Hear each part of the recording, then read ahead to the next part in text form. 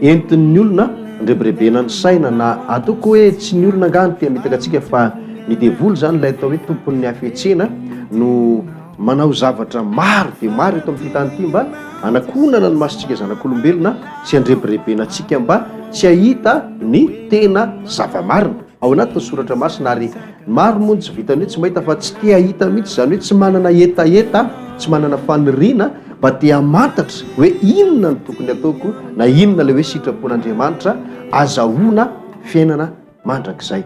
Ka iresaka momba ny délivrance isika androany, fanalana devoly, fandroahana devoly, zay zany no resantsika eto. Fa izay no mikasika an'iny fa zao hiditra amin'ny fampianarantsika ary resaka mombamomba ny ty resaka hoe fanalana devoly ty isika na ny atao hoe délivrance.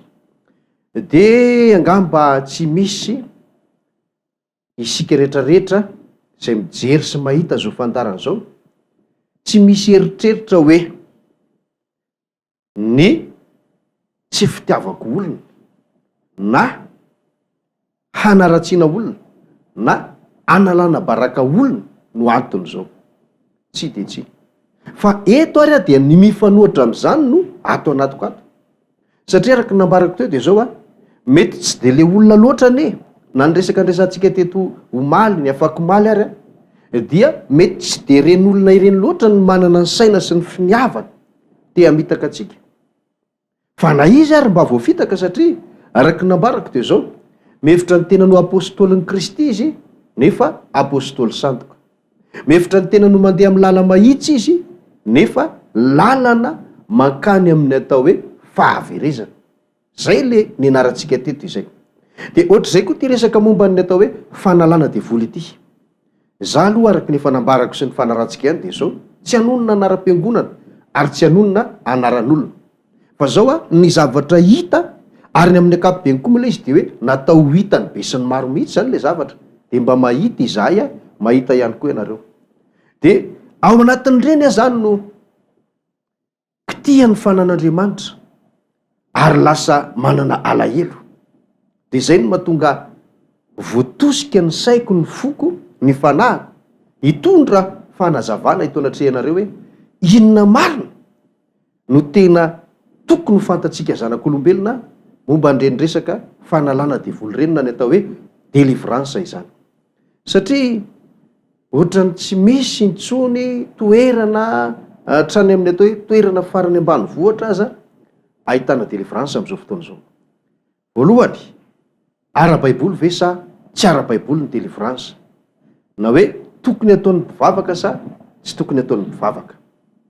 De zao aleo amaky tenin'Andriamanitra ray avy hatrany sika malitsika an'izay teny zay ary ao amin'ny filazantsaran'ny Marka de ny toko fa 9, Marka toko fa 9 de ny andininy fa 17, Marka toko fa 9 andininy 17 amin'ny anaran'i Jesosy Tompo zao ny vaky ny teny.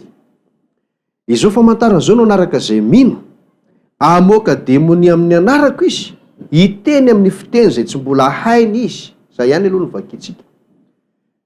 Raha misy olona mino any Kristy de misy famantarana manaraka, tsy tadiaviny io, tsy katsahany io ary tsy tovozina hoe azona zona fomba azahoana io, fa rehefa misy olona anankiray fotsiny tafiditra ao anatin'le hoe mino any Kristy de manana ny zavatra io azy izy, mamoaka demoni amin'ny anarako. Zay aloha nafahatsika miteny zany fa ara-baiboly ary tsy fahadisoana ny famoahana devoly na ny demoni na ilay ataontsika miteny mahazatra hoe délivrance. Fa saingy zao ny zavatra ara-baiboly mihitsy ary zay le fitaka zay. Ny baiboly ihany nge no entin'ny devoly mamitaka ny olona na Jesosy Kristy ary rehefa nalainy devoly fanahy de tsarovy tsara fa tenin'Andriamanitra ihany koa no mba nentiny nakana fanahin Jesosy Kristy tamin'izany fotoana zany. De ohatr'izay koa zany tsika ny fahamarinana io le ndresako hoe ny tenin'Andriamanitra nge de madio tsy misy kilemy, fa le saitsika zanak'olombelona izay ataoko hoe kitikitihan'ny devoly, fitahan'ny devoly no tsy mahafantatra ny ninona de lasa mitondra amin'izay zavatra zay mitondra le tenin'Andriamanitra marina ho amin'ny zavatra tsy marina. Zay ny zava-misy zay.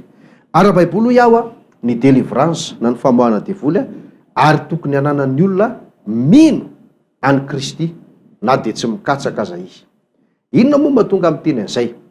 Andao ary hojerevantsika hoe misy karazany firy ny devoly na ny fanaratsy ao anatin'ny olona tokony hiala aminy.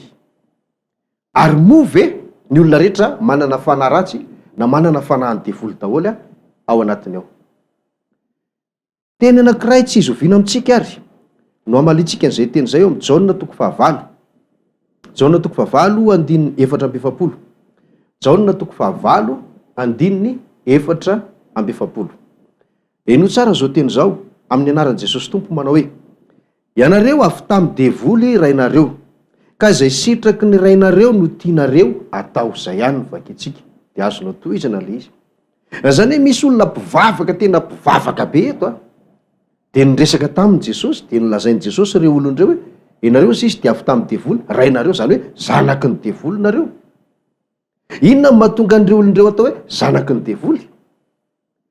Inona no antony? Raha mitohy iteny io de nisy fifamalina moa teo ambonimbony teo de ndoka vakitsika eo ambony eo fotsiny 4:7.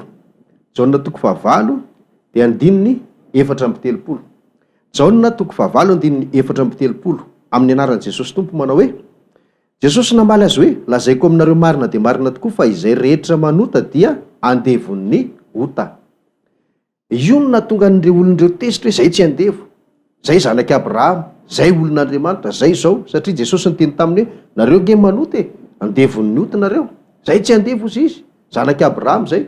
De eo no nahatonga an'i Jesosy niteny tsy zanaky Abrahama nareo fa zanaky ny devoly, zanaky ny devoly.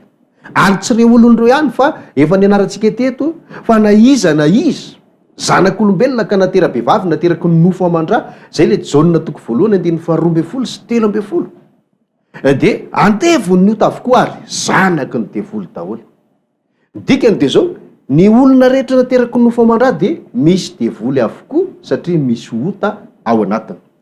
Zay zany ny karazana ataontsika hoe fanaratsy, fanahany devoly anankiray tsy maintsy ananan'ny olona, na olona iza na olona isa, tsy maintsy, tena tsy maintsy. De io le mahatonga an'le hoe nofo aman-drà tsy mahazo mandova fanjakan'Andriamanitra, zanaky ny devoly ny olona rehetrarehetra. Zay aloha ny karazany anankiray zay. Ny karazany faharoa de reny hitantsika reny tsy mamaky tenin'Andriamanitra intsony hoe misy olona marary, de misy olona tratran'ny aretina mitaiza na aretina mandalondalo tsindraindray. Reny koa azo iverina tanteraka fa asan'ny devoly reny, asan'ny devoly reny tadidio tsara. De zao ny karazany fahatelo de le tena hoe demoniaka mihitsy le olona, zany hoe tena hitoeran'ny fanaratsy mihitsy ao anatiny.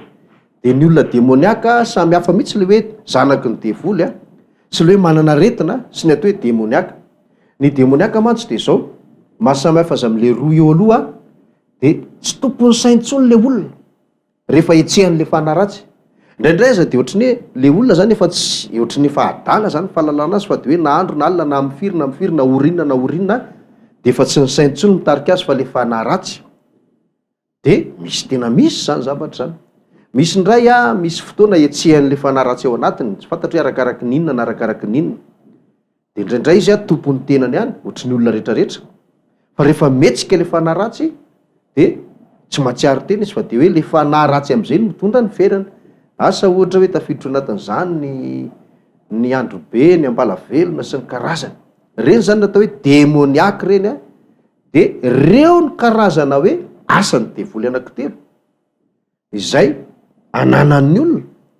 Ny voalohany tsy maintsy manana ny olona rehetra le hoe devoly manandevo amin'ny alalan'ny ota ao anatin'ny olona. Tsy maintsy misy an'iny ny olona natera-behivavy.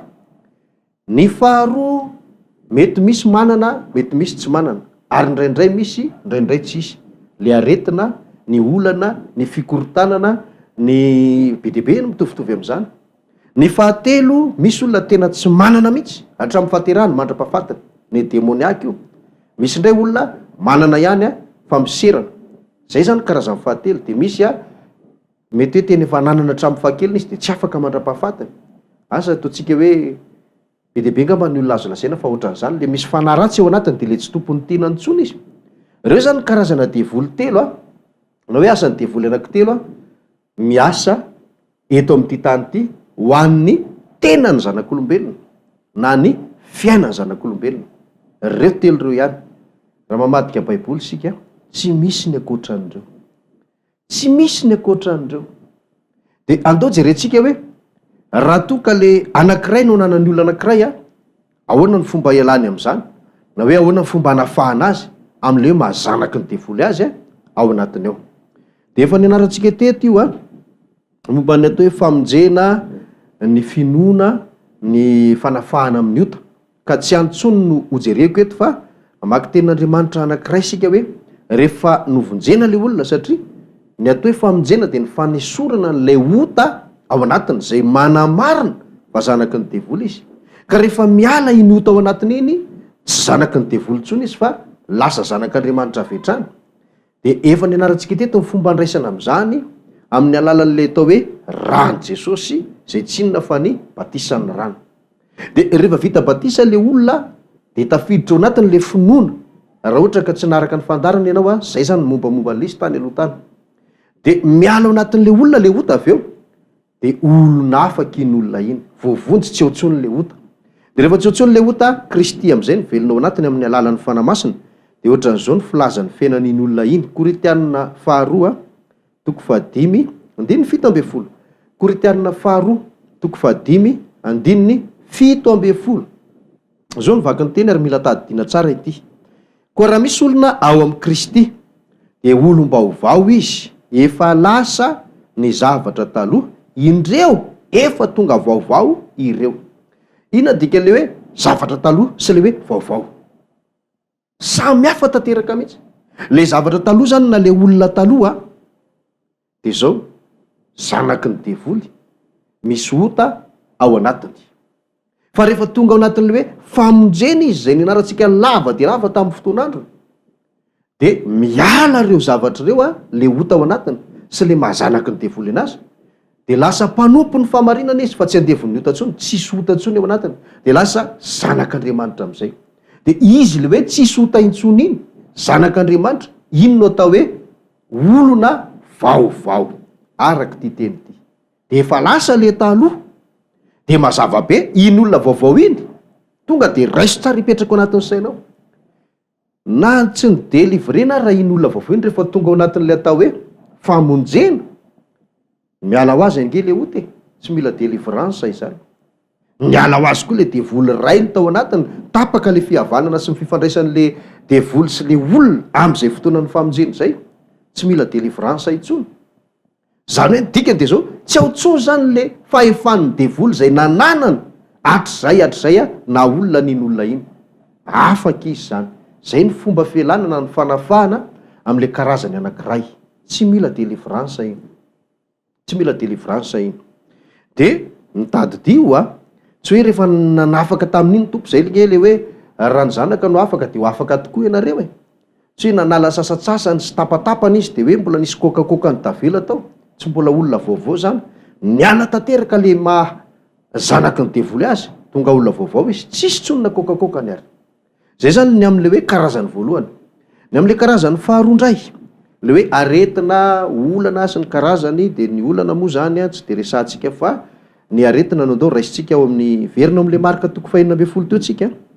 Marika toko 2:12 dia ny andininy fa 4:20 za zao fa vakitsika le fa 7:12 teo le zao famantarana zao ny anaraka ny Zemino, de andininy 4:20 zao amin'ny anaran'i Jesosy, marika toko 2:12 andininy 4:20 manao hoe andray menarana izy ary na de misotro zava-mahafaty aza izy de tsy hampaninona azy zany, hametra tanana amin'ny marary izy de ho sitrana ireny.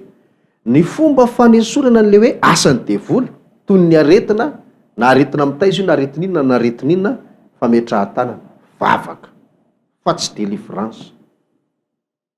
Zay ny tadidio zany zay. De afaka le olona. De indraiky koa moa matetika miankina amin'ny finoan'le olona sy le etaetan'le olona ihany koa. Ny mahafaka an'izay zavatra zay ary hatr'izay hatramin'izao mbola misy zany zavatra zany. Tena mbola misy. Zay ny fomba fanesorana an'iny.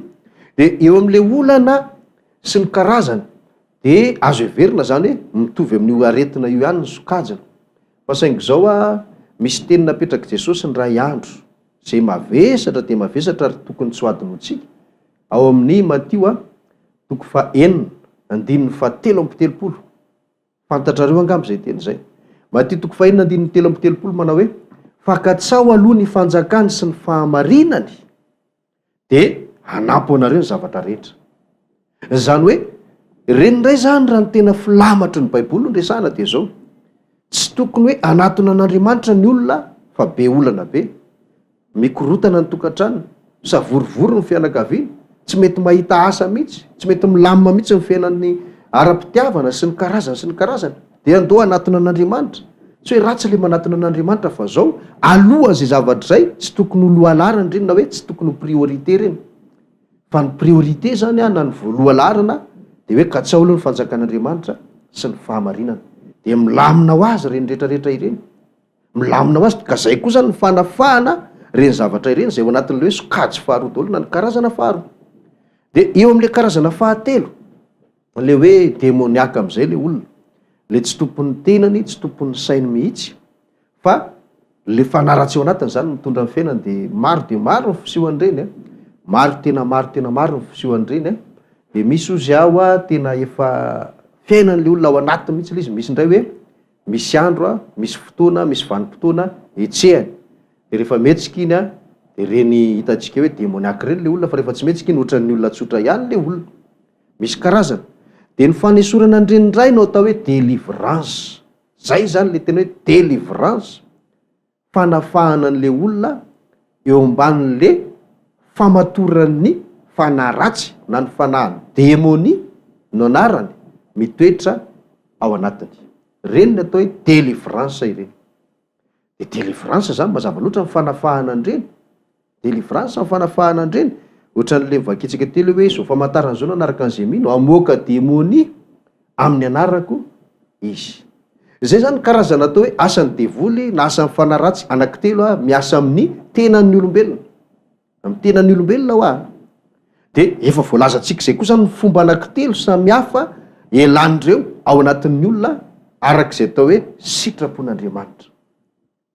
Fa to am'izay le resaka hoe am'izao fotoana zao nefa misy karazana devoly na atao hoe karazana asan'ny devoly amin'ny fiainan'ny olona ngamba toke amanjatony voizin'ny olona am'izao fotoana zao voizin'ny olona hoe devolon'ny fo hoe devolon'ny saina devolon'ny fitiavana devolon'ny be deaibe tena be deaibe de raisy tsara am'izay nge zao teniko zao de matetika zany ny olona anankiray asa ataontsika hoe manomboka mivavaka izy androany mandra-pahatonga ny heritaona amin'ny androany zany hoe nandritra ny heritaona izy mivavaka asa hoe impiriny délivrena le olona impirina voaka devoly le olona ny atao ohatrany hoe somary matsikaiky aza de zao misy moniny tarehan'ny olona de lazaina hoe voaozona asany devoly de mila fanapahana ary koa mantsy le resaka ozony io zay mifandraindraiky amin'ity resaka hoe délivrance ity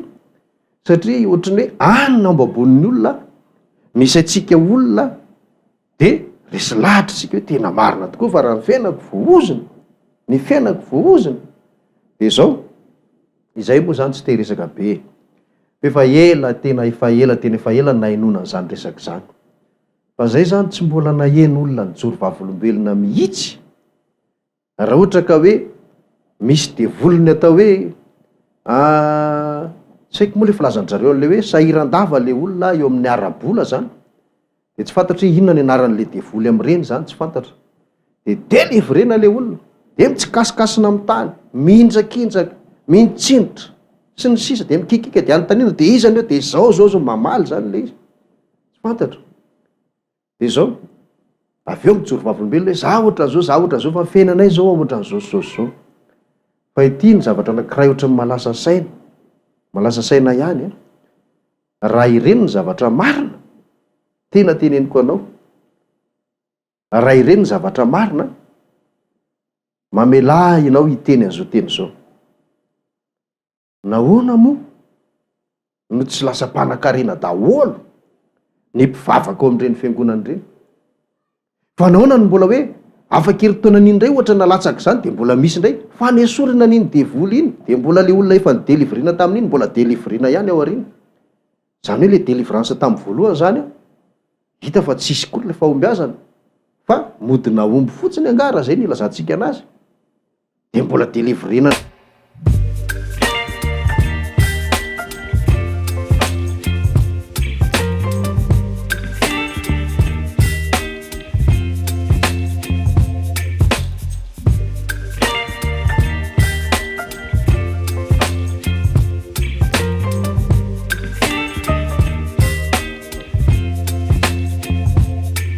Baby